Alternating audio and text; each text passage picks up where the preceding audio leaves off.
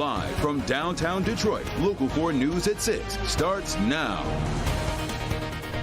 The playoff push continues as the Lions get a big win against the division rival at Ford Field.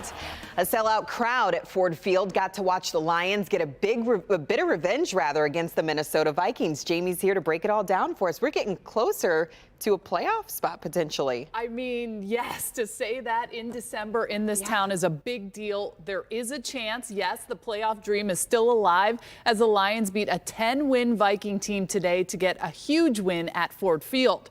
Fourth quarter, Lions lead is 8. They hand it off to Justin Jackson. He gets to the outside, dives for the pylon, and he's in for a 15-yard touchdown. It's 28-13 Lions, under 3 to go. Vikings get it back to a one-score game. That's KJ Osborne.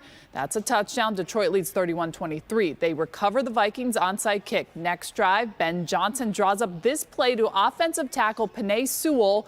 Goff hits him for a 9-yard first down reception. Lions would kick a field goal to put it out of reach. They win 34-21. They've won 5 of their last 6. The Lions have been the hottest team in the NFC, maybe the whole league these past 6 weeks, and that's just fun to say out loud. With more on today's game, Victor Williams is standing by live at Ford Field. Victor, you talked to some pumped up fans. Oh, yes, Jamie. Fans are pumped up indeed. It was a great time right here at Ford Field where the Lions picked up this very big win, giving some of those fans hope at the end of the season.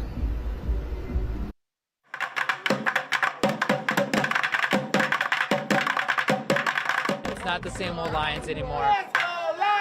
They play hard, they're tough, and they expect to win, and that makes a really big difference. It's another win for the Detroit Lions, beating out the Minnesota Vikings 34-23. And we knew, it was never even a doubt that the Lions were going to win, and the fans knew it. It was an awesome day. With the game being played on the home turf at Ford Field, the fans in the Lions Den were electric in the stadium and around town. And with the start of the season not going so well, fans are ecstatic to see a turnaround towards the end. I thought we would lose, not going to lie to you. We won, and now we have a favorable schedule. With this little ray of hope, some are optimistic that this will lead to bigger things with the Cinderella fairy tale type ending. Lions are making playoffs.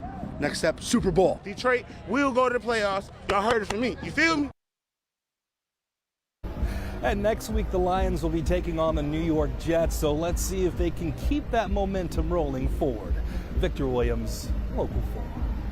Yeah, so there's a little scoreboard watching now to see if they can get in, and the Lions players are doing it too. I talked to them in the locker room. All right, well, I'll be looking forward to that later tonight when we see you again, I guess, at the end of the show. I'm going to talk about it again in sports. Okay. That good. All right, we'll look forward to it.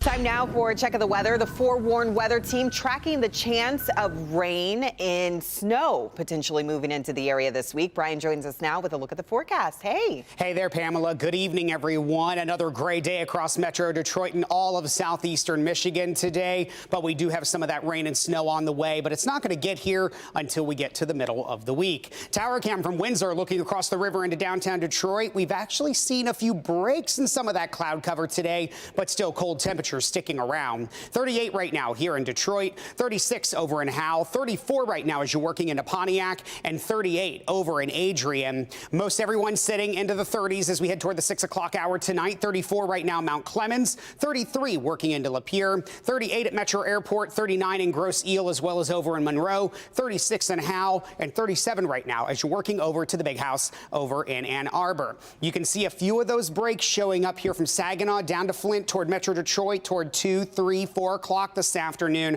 A little rain shower activity trying to develop over toward Kalamazoo, working down to Coldwater. We will stay dry here as we go through the rest of the evening and into the overnight hours tonight. Temperatures falling very slowly. We're into the 30s all the way up toward midnight tonight, and we will stay into the 30s overnight tonight into early tomorrow morning under that mostly cloudy sky thanks to a north wind at about 5 to 10 miles an hour.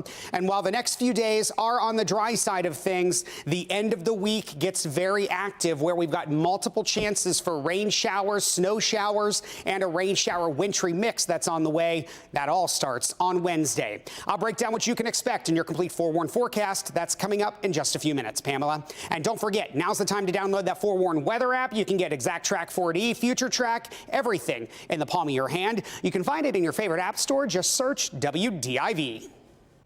A key suspect in the 1988 bombing of Pan Am Flight 103 over Lockerbie, Scotland, is in U.S. custody. That terror attack killed 270 people, the majority of them Americans, including 16 people from Michigan. Officials say the Libyan man was charged by the U.S. 2 years ago for his involvement.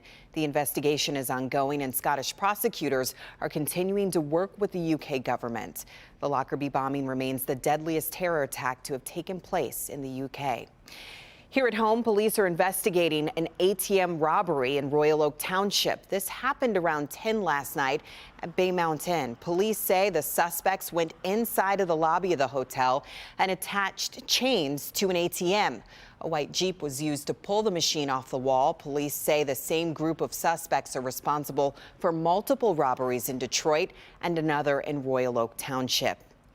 Police arrested a person early this morning during a traffic stop in Eaton County. It happened around 1 a.m. on I-96. Police say they stopped a car for a traffic violation. They say when they approached the car, they saw a handgun on the seat. The driver was arrested and charged with a concealed carry weapon. NASA's Orion spacecraft successfully splashed down off the coast of Baja California this afternoon after flying around the moon on a history-making test flight.